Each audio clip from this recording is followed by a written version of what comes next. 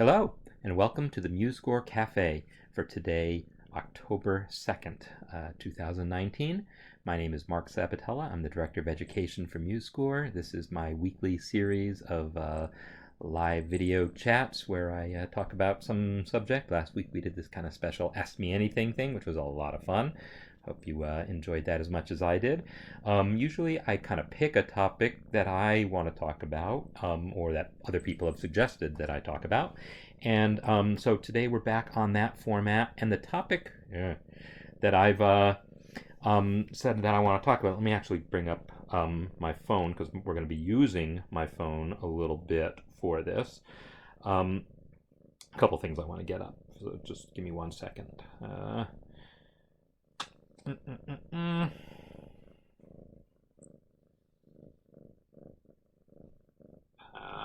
Okay. Good morning. For those of you who are it's morning like me. So once again, we have the presence of my cats here, which will hopefully not be too disruptive, but they're fun. So this is Gigi, and now you can see her, right? I know in the past there's been times when I've held up the cat and no, the camera wasn't on or whatever, but there you go. Gigi, say hi. Oh my gosh, she's seeing herself. There you go. That's Gigi. So, anyhow, the topic that I wanted to talk about that was suggested by someone last week has to do with, well, he suggested specifically chord charts, which are scores that don't really contain notes, that only contain chord symbols, or maybe just a few notes here and there. And so I want to show examples of that and show how you might go about creating that in MuseScore, but also other kinds of alternative notation. I mean, we're used to seeing notes on a page and, see,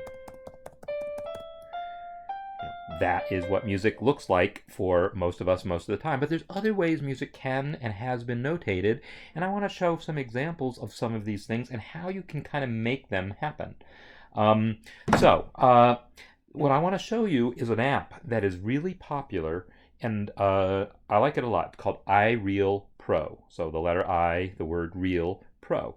And the iReal Pro app shows you things that look like this. Let me switch over to, let's see, I think I did that right, yes.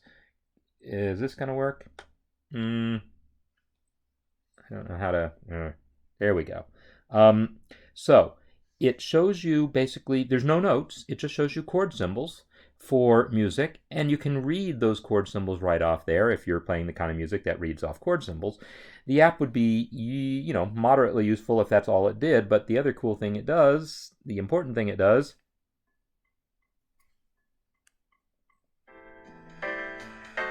is it plays back the chord symbols with piano, bass, and drums.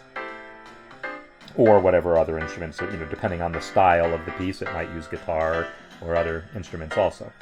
So this is a very popular app in the jazz world, both to use for practice purposes, to practice along with that accompaniment, but also to just pull out on a performance and read from those chord charts.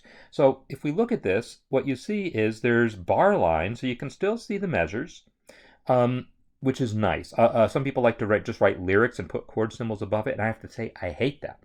Because if I don't know the song, I have to follow along with the lyrics, and I can't be doing that and reading the chords. I want to see bar lines to tell me where this is. I mean, if you want to show me the lyrics too, that's fine.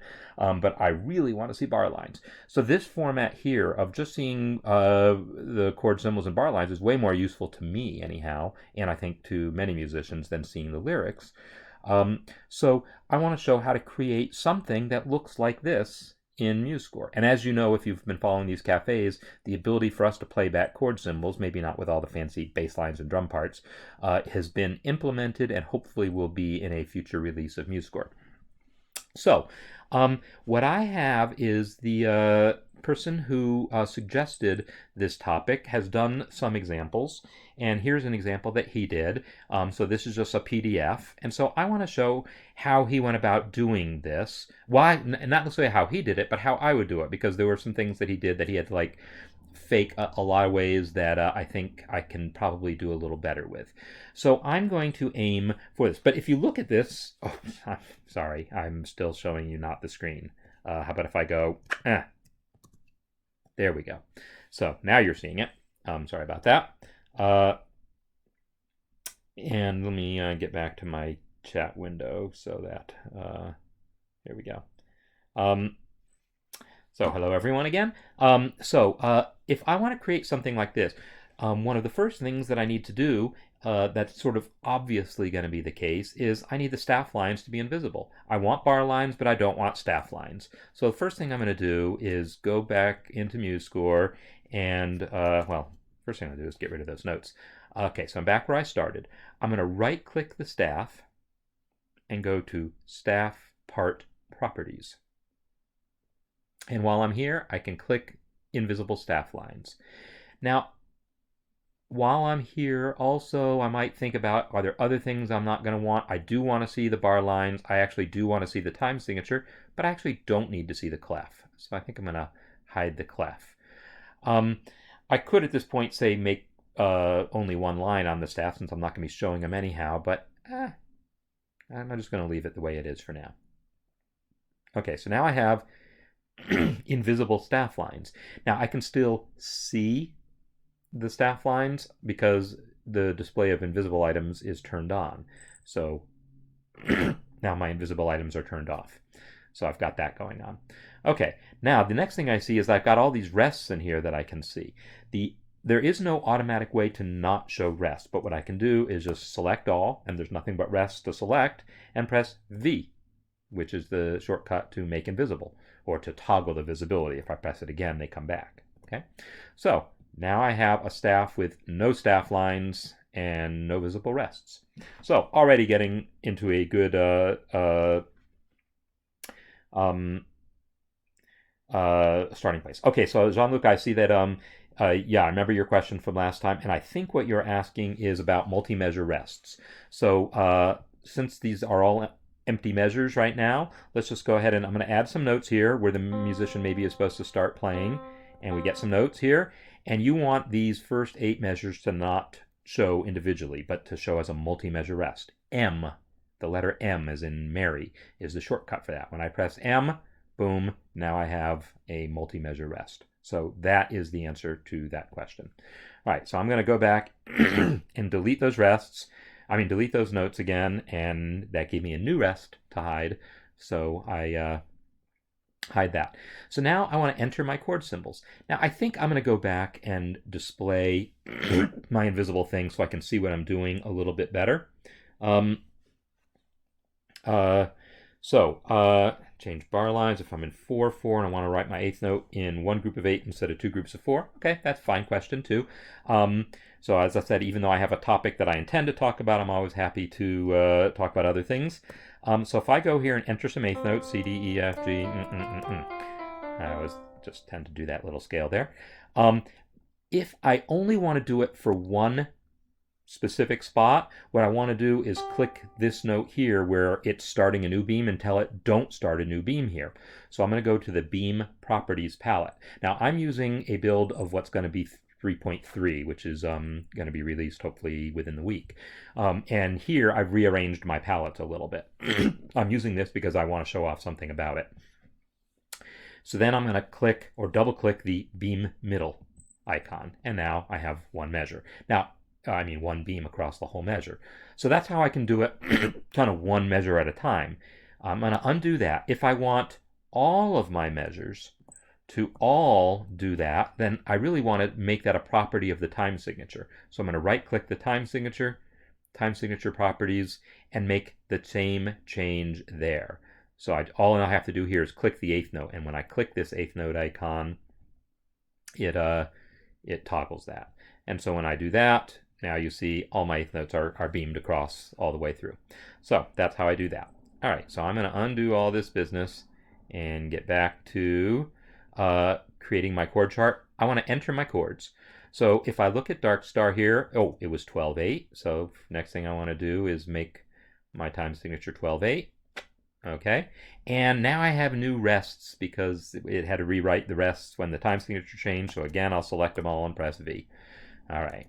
Um, uh, there are only 4 measures on this line. I think I'm just going to take care of that right away. 4 measures, boom. Now, his version, those 4 measures don't go all the way across the page. And maybe he wants that because he's trying to make these measures line up a little better. That's okay. iReal Pro does not do that. iReal Pro generally wants you to, or encourages, it tries to like stretch things across. But if that is the goal, to have this line not go all the way across, that's fine. Instead of adding the line break there, I'm going to add a horizontal frame. I have a palette that I've just created called Page Layout because that's one of the things in 3.3. It's really easy to create your own palettes and add things to it. This really just contains the combination of the breaks and spacers palette and the frames palette. And so I've combined them into one and called it Page Layout and then moved it up towards the top because I like to use this thing a lot. So I'm just going to move this guy here, bring in a horizontal frame after my 4 measures, and I'm going to put my break there by pressing enter. And now I can select this measure and make it as wide as I want. 50, is that too wide? I don't know. We'll see. So now I have that done. And now I want to add my chord symbols. So I have C sharp minor, D minor, C sharp minor, D minor. So I'm going to enter those chord symbols. Control K for chord, because Control C, of course, is copy. C sharp dash for minor, C sharp dash for minor. I'll press Tab to go to the next measure, D minor, C sharp minor. I'm missing my shift key occasionally, apparently. D minor. All right, so now I've got the chords there. Now the chords are appearing above the staff, which is where they normally work. But since there's no notes, I would rather have them on the staff. So what I'm going to do is I'm going to move one onto the staff and then make that the style setting. While I'm at it, I also want to make them bigger. You see here, he's got these chord symbols almost as big as the actual measure. Also, it's using the jazz style here of at least the font. So I think I'm just going to go to Format, Style, and because I'm using this build of MuseScore that I built myself, things behave a little slowly, and while I'm broadcasting, things are a little slow, so I apologize a little for that. Okay, chord symbols, and I want to tell it that I want to use the jazz style, and so it's going to make some changes to how things work. It's going to do some automatic superscripting and stuff. So now I've selected a chord symbol, and I'm going to come over here to the inspector. I'm going to make that sucker bigger. Bigger still. Maybe 20.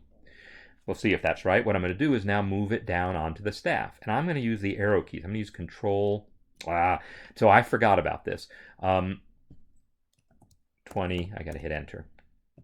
There we go. Now I can click this guy and Control down moves it a staff space at a time. And now it's on the staff. And that looks pretty good. That looks about how I would want it. So I think at this point I'm going to hit the Set as Style button for the size, and it's going to make them all that size, and then for the offset, and it's going to move them all down onto the staff. Now normally, if you want to move something onto the staff, automatic placement automatic placement is what's helping keeping it above the staff, and it would have to make some adjustments to make this possible, but because the staff lines are invisible, it doesn't even care. So it's not going to need to do any special adjustments to be able to move these guys onto the staff. So now I have the chord symbols on the staff. If I go back to the original and take another look at some of the things he's got going here, it looks like he has displayed a bar line at the beginning before the 12/8 there. Well, okay. What I could do to add one is I could just add it directly from the bar lines palette. And I've moved my bar lines palette up towards the top also because it feels like I like the structural things to be towards the top. Brackets I've moved up, and then clefs and key and time signatures. Tempo marking also feels kind of like, oh, that's something that goes up towards the beginning of your score.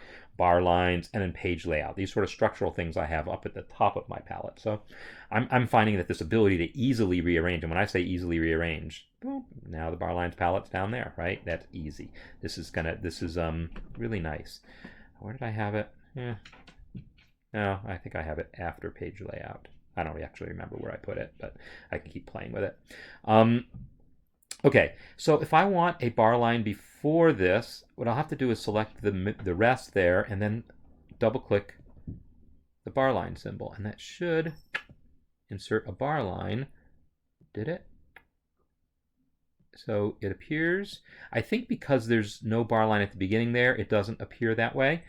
So I'm like doing a little trial and error on this. There's a lot of different ways I could do this. One thing though that I can do is make an extra measure. In other words, if I insert a measure here and then take this measure, make it invisible, make that rest invisible, and then just make this measure really narrow. I'm going to use the shortcut. I can only make it so narrow that way, but I can do other tricky things like, so that was a shift, that's the curly brace is how you compress things, and then I could make the other measures wider. But I can also select this bar line and then just use the leading space adjustment, make it negative, and bring things in. So there's all sorts of things that I can do if I want to get that bar line there. I'm gonna though, I don't like those kinds of adjustments personally though, so I'm not going to do it that way. In fact, I'm going to delete that extra measure. All I'm going to do is insert a symbol from the symbols palette. So I'm going to come to the symbols palette by pressing Z, and then I'm going to search for bar line, and then double click my bar line, and now I've got my bar line. And again, I don't like to drag things. I like to know how far I'm moving them, so I'm using the cursor keys. And there's a bug where if you move things with the cursor keys too far, sometimes they disappear temporarily. I might use the inspector instead. Click that guy. Sorry. Click that guy. Huh. What is going on here? All right, well, I'm going to use excessive... Nope. I'm watching my cats who are misbehaving. I'm going to undo that last move and see what the heck is going on. For some reason, it didn't seem like it wants me to move that thing and still be able to click it. Anyhow, I move it down, I move it over, and now I will move it down by adjusting its Y offset. There. So if I really want that bar line, I think personally, rather than try to fake it with invisible measures and adjustments to sizes and space, I would rather just add the symbol. Now, frankly, I don't actually care about that bar line, so having it there. So really, realistically, the only reason I did that is because in the original, he had the bar line after the time signature. Normally, though, the bar line goes at the beginning of the system, and so there is just an option for that, because he's got like repeat bar lines. So like if I want to add a start repeat here, that shows up at the repeat, right? So it would normally show up kind of before the 12/8. So I'm going to actually delete this guy after I went to the trouble of positioning it, and instead I'm going to go to Format, Style, and I am going to turn on the option under bar lines that just says to go ahead and use a bar line at the start of a single staff. The usual rule in notation is we only show the bar line at the beginning of a staff if there's multiple staves. And if there's only one staff, we don't show the bar line at the beginning. But I turned it on. Now, because I made the clef invisible, now there's no space. Oh, man. All right, I can deal with it. I'm going to go to Format, Style, and under the Measure tab, sorry again for the slowness on this because I'm using my debug build. There's a whole lot of settings here, and I would assume that one of them is going to do what I want. Time signature left margin. I think, again, that's not going to work because it's really going off the clef. That's not there. So I'm going to see if some of these other options will do the trick, and if not, I'm just going to move that sucker. Key to time signature. It looks like in this case, in this special case where there's literally no clef or key signature, it just doesn't know how to do it. So I could either move that time signature manually, or here's a little trick. I can force, because in C major there's no key signature, but if I add this atonal key signature here, this forces there to be an actual key signature. Now there's a key signature there. There's nothing much to it, but it's there, right? it made me not as happy over here. So I might have to think about whether that's how I want to do things. But these are the sorts of things that, depending on how you want it to look and how much you care about making it look exactly like something else, you can obsess all day about these sort of settings. If it were me, I think I actually just wouldn't care about that. I think I would just go back and say, you know what, I really don't care about that. So I'm going to go back under bar lines, and I'm just going to turn off that bar line at the start of the single staff because I really didn't need it. And I'm going to select that. So I can't really select that key signature, that funny key signature, but I can add a C major one. And so there you go. So this is really how I would do it. I really wouldn't worry about trying to reproduce the exact look of how iReal Pro did it. I would make it work with how MuseScore does it, and accept that it looks pretty darn good as it is. So then I can just keep going and attaching these other things. So he's got these big old rehearsal marks, and that's fine. I will add Control M for rehearsal mark, V1. And so his rehearsal mark, so the original doesn't have measure numbers. So if I don't want measure numbers either, I'm going to tell it not to display measure numbers. I'll go back to Format, Style. So I'm doing this on the fly. Once you've done this once, I would save this as a template or save the style file or both, and then you don't have to repeat all these things. But then you can just enter the stuff directly. But I'm trying to show the process here. So what am I doing? I want to not show measure numbers. So measure numbers here, and just tell it by measure numbers. So now with the measure numbers, this has gone down a little bit, and I think I'm going to adjust it to be lower still, since there's not going to be like notes on ledger lines. And I think so it's centered over the bar line. He had it off to the left there. So I could make it be right aligned. We have some special casing for how things work right aligned that should work okay. It looks like his are also offset a little downward. Well, that's fine. I can do that. I can keep moving it down. And he has it offset a little further to the into the margin there. You can make that how you want it. Personally, I guess that helps you save a little space, so that's fine. I'll just go. I'll roll with that. So am I still broadcasting? Because my thing stopped again. Show some examples of some. I need to ask.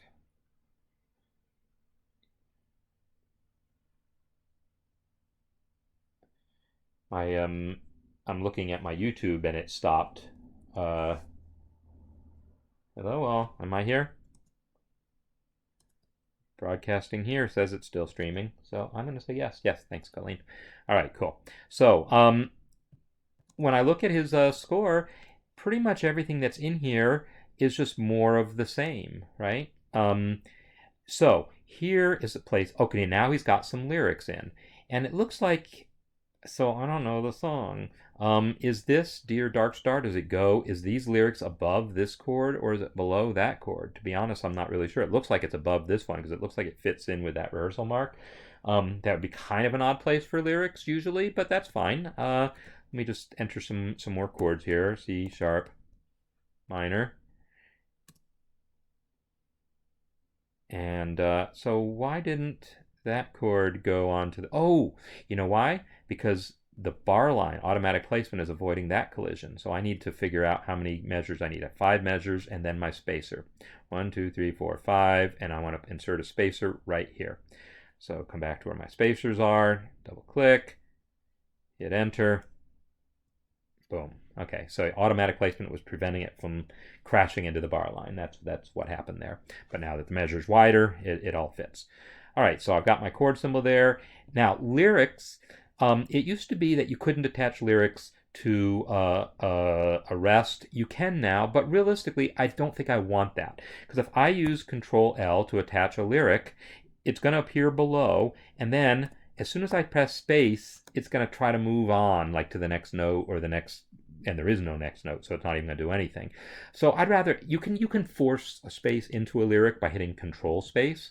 So if I do this, I go Dear, Control space, Dark, Control space, Star. Since there's no notes it's not necessarily doing anything special for me. I think I would just as soon not do that. I would just use staff text, because then I don't have to, so Control T. And now it's going to be above and left aligned by, instead of centered under the rest, because lyrics are centered by default. Dear Dark Star. So, that gives me something that looks like what he had. And if you did actually want to put those below, I can just press X and flip them below. And if I want them all to be below, then I can hit the Set as Style button there. But I think I will undo that change and leave them above. So, that's that. So the next thing that I see that he has in his chart here is, there's a time signature change, but that's not going to work any differently. There's, the repeat bar lines I already put in. He's got these notes below the staff here, and that's something that we want to put in. So I'm just going to put some notes in below the staff here, and I'll tell you how I'm going to do it. I am going to use something that we call rhythmic slash notation. So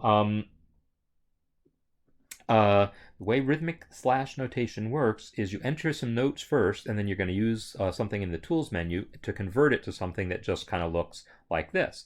So the specifics of how it works is going to depend on the voice. If I use voice 1 or 2, it'll be on the staff, stem up or stem down. If I use voice 3, it's going to be above the staff, stem up. If I use voice 4, it's going to be below the staff, stem down. So I'm assuming that these notes are meant to be below this measure. Again, it's not actually all that clear, so I might play with the staff spacing a little bit when I do my version to make sure that this is clear. So it's in 12/8, so that's eighth, eighth, eighth, eighth, eighth, eighth, dotted half. So if I enter this in 4, and then I'm going to enter this in voice 4. So Control Alt 4 to go to voice 4, and now I'm going to enter some notes. It doesn't actually matter what the notes are going to be. I'll just put them B. It doesn't even have to be below the staff, just to show that. I'll just enter them on the staff. B, B, B, B, B, B, and then 6 dot for dotted half note, B. I didn't even have to enter them all the same pitch, but now when I select this measure, I can go to Tools, Toggle Rhythmic slash Notation. Boom, and I got my slashes below the staff. So his version uses X's instead of slashes. So the default for slash notation is to use slashes. Personally, I would go with it. That's probably the more standard thing to do. If you really want X's, though, I've selected that measure. Now I'm going to press the Notes button to limit to just notes. And then head group, I can just change that to cross. I'll probably wait till I was done entering all this, because maybe I have some more of these to enter somewhere else, and I would do that. So this is kind of the process for doing these sorts of things, and looking at his score, there's really nothing specific. There's nothing else I see other than that. Here's some more rhythmic notation. He's got dynamics. None of this is going to be any different. He's got a double bar there. I can have a double bar. Let me add a double bar right here. Oh, I need a double bar at the beginning of my line, so that is something a little tricky. So normally, I would need to be able to show bar lines to begin with. So let me think about this. If I turn on my left bar lines,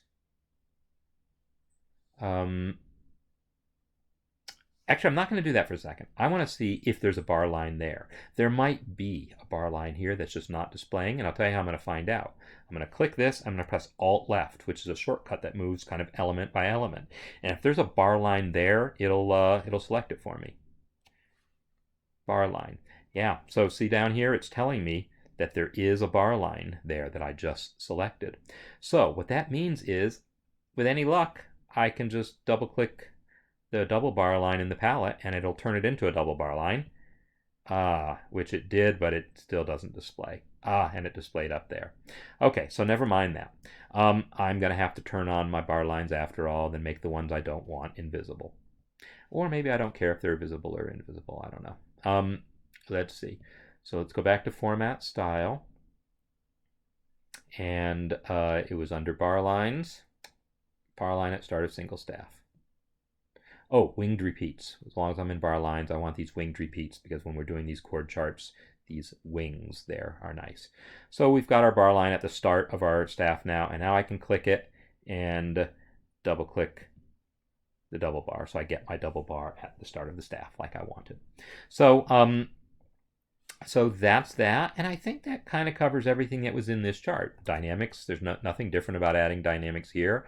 I'll select my rest, find my dynamics palette. Oh, check this out. So I've defined a shortcut, Control Alt P. So to define your own shortcuts, you go to Edit, Preferences,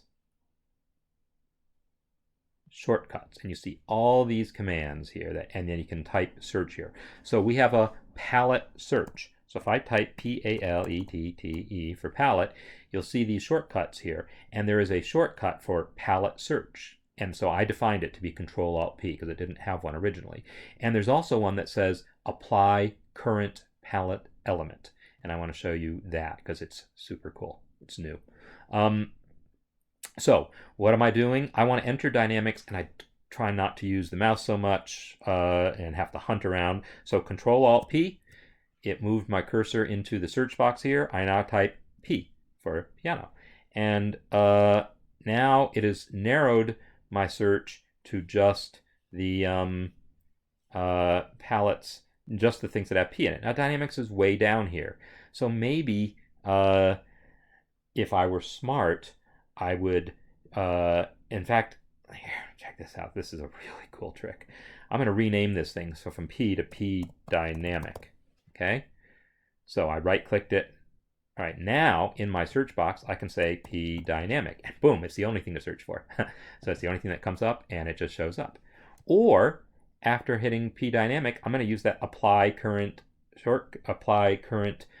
palette shortcut thing, and boom, I didn't have to click at all. It just shows up. For that matter, I can click another rest and hit that same shortcut again, and it will just keep applying it. So I can enter as many P's as I want that way, just using the keyboard. So we don't really have a way to assign a shortcut to this exactly, but by giving it a name as P dynamic, it gave me something I could search for, and I didn't have to type the whole thing, just the first few characters. And then I was able to apply it with a shortcut, and then I'm able to apply it multiple times with that same shortcut, this apply current palette element shortcut. So it's a pretty cool thing. So there's a lot of things about this, overall usability that are really improving for 3.3. Okay, so one of the things I can see is that this is getting close to the edge of the page. Now you have to remember that iReal Pro doesn't have a page, and in fact, if you look at his chart here, yeah, these guys are right up to the edge of the page also. On a screen, you don't really need to worry about that. You want to go all the way to the margin, so that's probably fine. If you were worried about this, then I guess I would increase the page margin. If you were trying to print this, right? Because your printer's probably not going to be able to print that close to the edge of the page. I'd go to Format, Page Settings, and increase the left margin here. Well,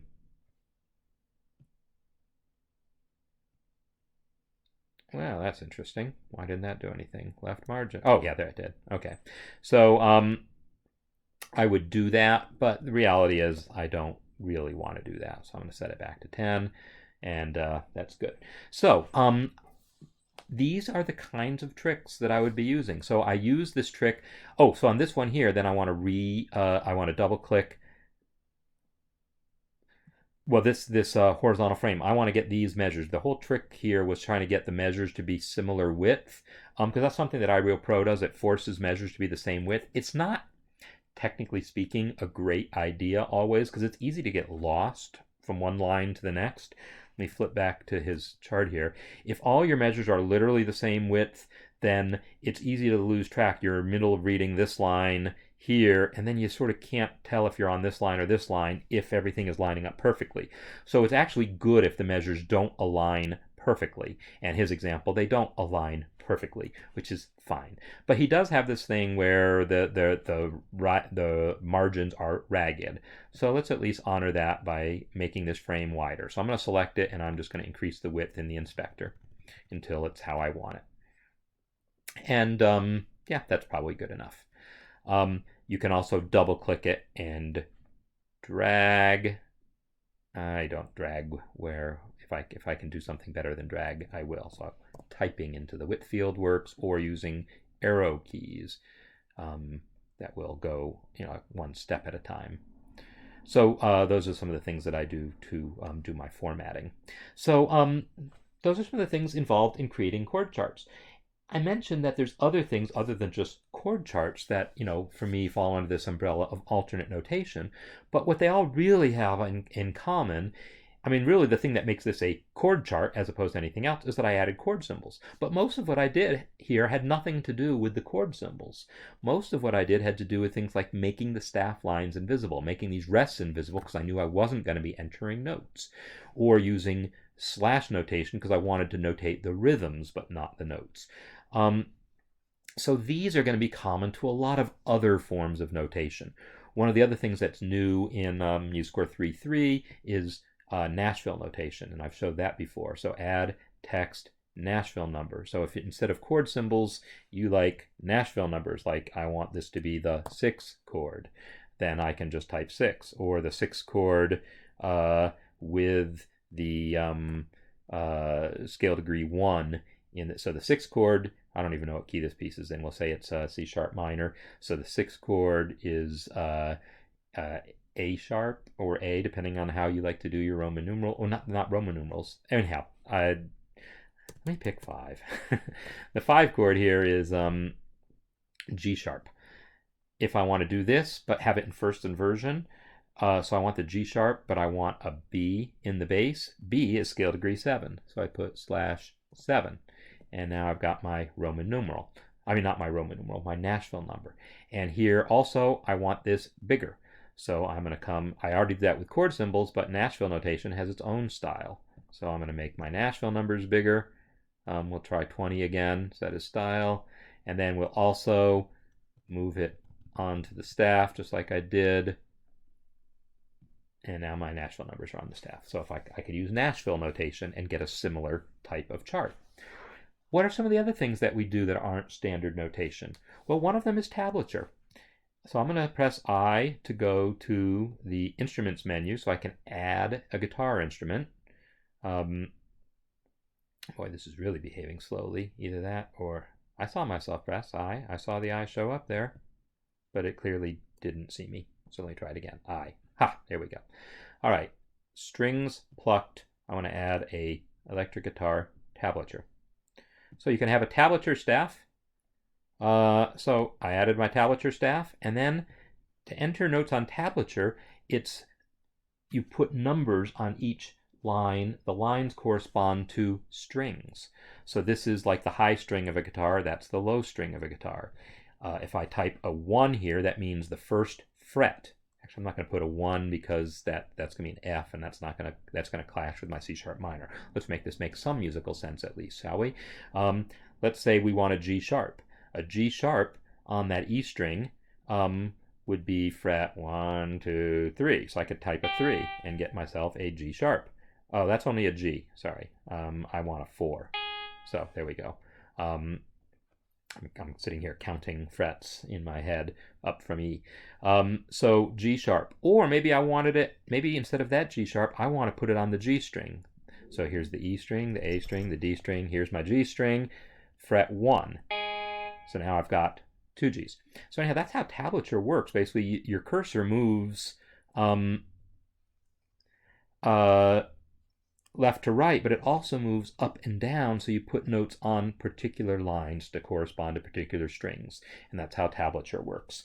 So if you're someone who reads tablature a lot, everything else about note entry works just like standard notation, except basically you enter not just a note, but you enter a particular a fret number to go on a particular string, and that's tablature. There's other types of notation. So that's really the other type of notation that MuseScore supports out of the box. There's other types of notation that people will sometimes try to create in MuseScore, and one of them is a number notation that's used in China, and I don't know how you pronounce it, Jianpu. Jianpu? I don't know how you say it. It looks like this, let's say. Sorry. J-I-A-N-P-U. So I don't know anything about this notation. However, I read a little bit about it, so I wrote a little handout about it. Not about it, but about alternate notation in general. And so I'm going to cheat off of my own handout. So I open my score. Wow, this is, yeah, my debug version of MuseScore is behaving very slowly, but that's because I'm running under the debugger. Just again, for anyone who's just tuning in, it's not usually this slow. So what was my handout called? It's called Music Notation Systems. So this is a handout that I put together. You can find on musescore.com. And it's just kind of a rundown of some different types of notation to talk about how they work. So standard notation gets the whole first page, but then I talk some about tablature, I talk some about Braille, which MuseScore doesn't do anything specific for Braille, even though, as many of you know, I'm big on accessible notation. So Jianpu, numbers for pitches, symbols for duration, and then octave indicated by dots above or below. So I can see that looking at this. I've got numbers for pitches. I think this is Mary Had a Little Lamb. 3, 2, 1, 2, 3, 3, 3, 2, 2, 2, 3, 5, 5. So the 3, 2, and 1 is indicating the pitches. The dot is indicating octave. Now, to be honest, I have absolutely no earthly idea why there might be a dot over that 5. I probably was just playing around with things, and because that should be the same octave. This is supposed to be Mary Had a Little Lamb. These are all in the same octave. There's no way that should be telling me to switch to another octave unless there is some reason, because I don't know my Jianpu. Maybe it's because it's actually so in the key of G. Maybe that's the thing. Maybe that is switching octaves, because in the key of G, this is B, A, G, B, A, B, B, B, A, and then B, D, D. This isn't another octave if C is my changeover point. So maybe that's how Jianpu works. To be honest, I don't really know. But I can do the same trick of using invisible notes to enter myself some Jianpu. So I'm going to give myself another staff. I'll just make it be a banjo staff. Why not? So I've got my banjo staff, and what I can do is enter some notes, and I'll even make it be, B, B. Oh, I'm in 12/8. Whatever. Who cares? I can then make all these notes invisible. Select this and press V to make everything invisible, and then I can enter text directly over those notes. Now, if they're all supposed to line up, I'll probably make it as staff text and go, or maybe I'll make them as lyrics. If I make them as lyrics, then I can easily take advantage of the lyrics mode and just go Control L to enter lyrics and go 3 space 2 space 1 space 2 space 3 space 3 space and then 3 dash. Now if I type dash in lyrics, that's going to try to hyphenate to the next lyric. So I'm going to use Control dash, and that enters an actual hyphen into the lyric. So now I've got my lyrics here, and I'm going to use the same kind of device that I used before of maybe making these guys bigger in the inspector, and maybe also adjusting it to be on the staff, and then making both of these be style settings. So make that be the style setting, make this be the style setting. What did I do? I think what happens is in moving it onto the staff, I mentioned before that some things automatic placement is going to kind of get in the way of, and this is maybe one of them here. So I'm going to explicitly, well, let's see what happens if I hit set as style now before I make something up. Okay, so with lyrics, setting the lyrics to be on the staff is maybe a little trickier. I'm going to try something else. I'm going to move it onto the staff again, maybe about here, and I'm going to set minimum distance here to be -999. That's going to effectively disable automatic placement for the lyric if I can do that. All right, so if I want to move my lyrics onto the staff, I got to think a little harder about this. I want my staff lines invisible. That's the whole reason that's not working. If I go this and make my staff lines invisible to have my jianpu, staff lines invisible. Now my staff lines are invisible. Now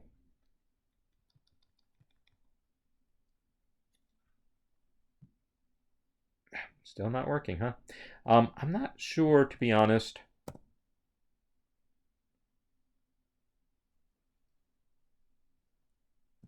Wow, there's some funny things going on here. So to be honest, I'm a little bit mystified as to what I'm seeing here, and that's okay. Every once in a while, I get to be mystified. Like, why are you way the heck over here? So, if I'm struggling with lyrics and I'm like, lyrics aren't doing what I want, and I move it onto the staff, and I'm looking at the Y offset, and it's like crazy. It's like -22. It has no business being -22. It should be like, and then when I typed a 0 in there, it went way down there. So somehow the things are off. I wonder if the invisible staff lines are confusing something about the lyrics. I don't know, but what I'm going to do is get rid of those lyrics and say, all right, lyrics aren't working for me. I'm going to enter those guys as staff text because I know staff text works. Except my staff text, I've set that to be the default with, so that's okay. I'm going to do something else. I'm going to use expression text. Control E for expression text. And then I can type 3, and then Alt-Right will be the shortcut to move to the next note. 2, Alt-Right, 1, Alt-Right, 2, Alt-Right, etc. Because space only works in lyrics, because space is a perfectly legitimate character in pretty much everything else. It just isn't in lyrics or chord symbols. So then what I can do is set my expression text and say I want it to be below as a style, and then all my expression text goes below, and or I can move it onto the staff. Onto the staff. In doing that, it looks like it's still trying to avoid the notes, which is a little bit unfortunate. So I have to think a little harder about that. If I want just the text and don't want the notes to get in the way, really, I don't need the notes. I'm just going to make them all BB. And then if I make the notes all BB, then all the numbers will kind of align. So, that's a trick I might use. I might enter all the notes the same way. In fact, I could enter the notes a little higher up. I'm going to use Shift Alt up, which transposes diatonically, and then the numbers kind of drag up along with me. So now my numbers are on the staff. And if I make them bigger and set that as style, they're all bigger. And now when I turn off my invisible items, I'll see something that looks more like jianpu. I guess this guy, I had let me reset my 3. Oh, I need to select the 3. And right now it's selecting the note, so Control click will allow me to select, since the note and the number are kind of overlapping each other. Clicking it is selecting whichever one MuseScore is drawing on top. Control clicking it will let me select the 3, which was underneath. Now that I've selected it, I can hit Control R to reset it, or just move it how I need to move it. Anyhow, MuseScore does not do jianpu, obviously. I'm faking this by entering numbers. People have tried over the years to create plugins to automate that process, and they there are some partially working jianpu plugins. There's not really great ones, but there are some that work to some extent, and people are continuing to tweak them, trying to get them to work better with MuseScore 3. So that would be something that people who are interested in this, especially if you live in China or are just used to reading it because you've learned that way, you might want to play around with good methods of doing this. So these things that I'm doing of trying to enter text and move it onto the staff, with jianpu, where did my sample jianpu Do they even use bar lines and things? Yeah, it looks like they've got these bar lines. Really, this could just be text, right? I mean, you could just type that as ordinary text. You don't need MuseScore for it. But the fact that it could possibly play it back for you is nice, but then you would have to enter the actual notes. So, you'd have to make that work. But realistically, I don't want them to be spaced all funny like notes. I want them to just be, I think you just want it to just look like plain text. So I think you're really better off with Jianpu just entering it as a text block. So realistically, if I really wanted to do that in MuseScore, I would do what I did here. This is just a block of text. You see, I just clicked it. It's really the same text block as this. I just entered the whole thing as one big text block. So this is just numbers, like regular letters that I can move my cursor around. There's no staff here or anything. This is just a text frame that I type numbers into. So realistically, if I was doing Jianpu and didn't need it to play back, that's what I would do.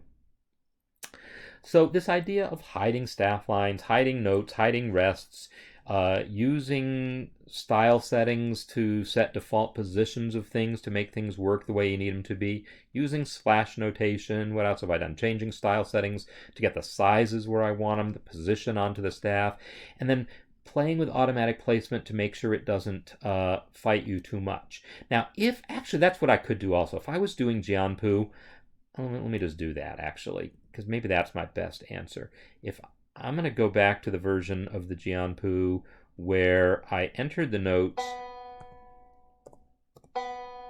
on the staff.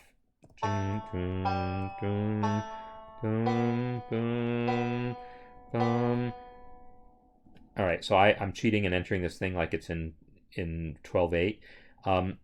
What I might do is I'll enter my my text. Let's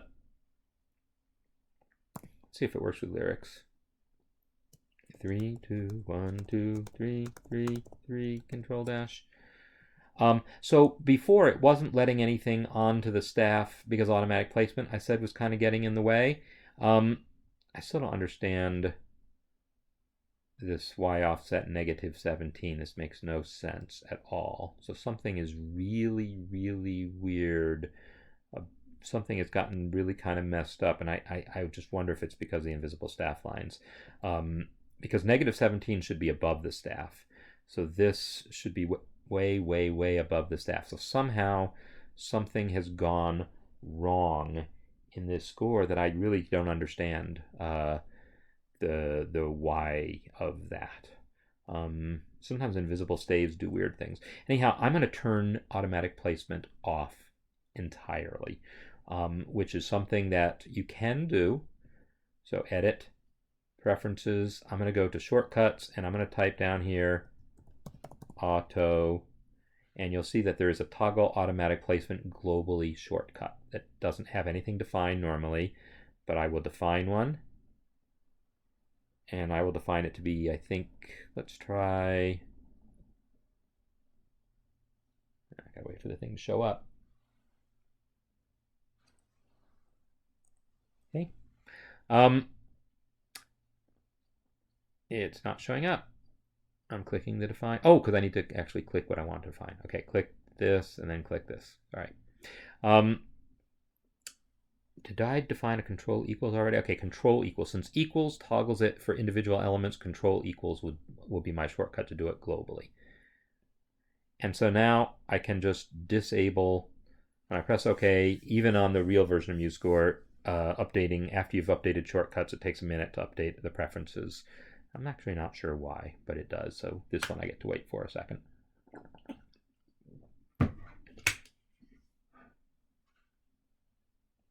Fairly certain that I've already, yes, I did. Okay, so now if I press Control equals, automatic placement is disabled, and now suddenly these guys are where they really are. So this -17 is crazy.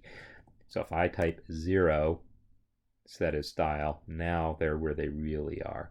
So I really don't know what was going on with these guys. But if I select them all, Control R to reset their position. Interesting, it still thinks they're -17, so I don't know what the hell I'm talking about. But I'm just going to delete those guys and hope for the best now. If I enter some more lyrics, yeah, look at that, it's just way up there because it still thinks -17. No, 0.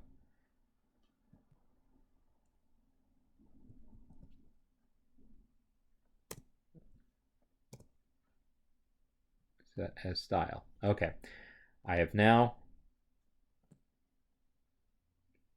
confused myself greatly and have probably confused you in the process.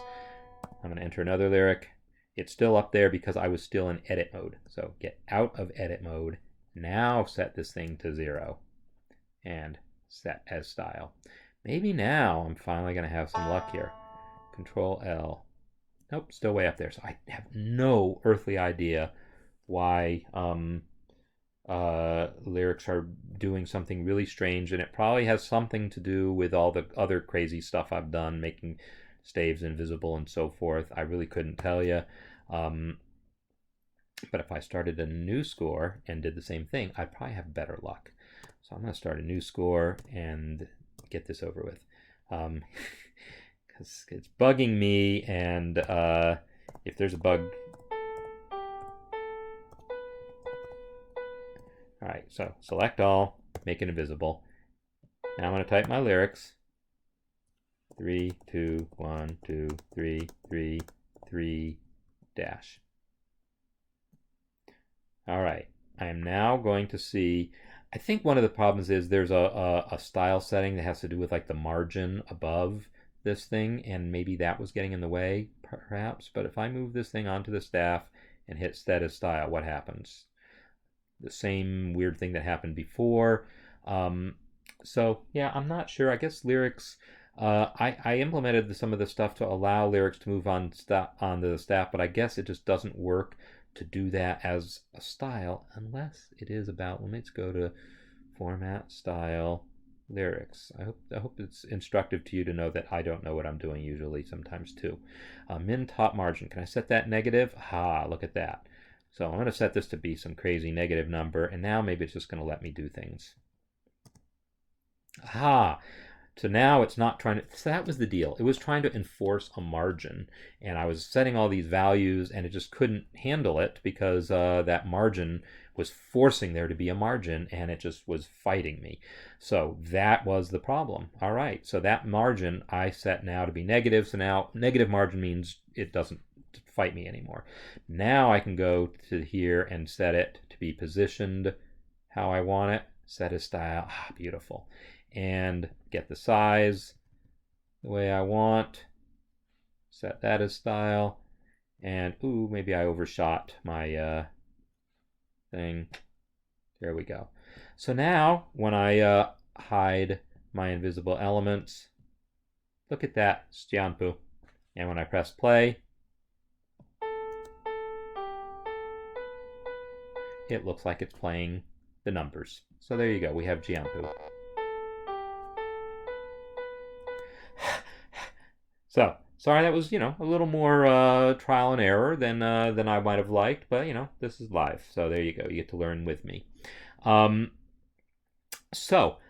There's lots of other types of other alternative notations people have invented. There's things that people have done, just so you know, if you have a style of notation that involves needing 7 lines on your staff, boom, now you've got 7 lines on your staff.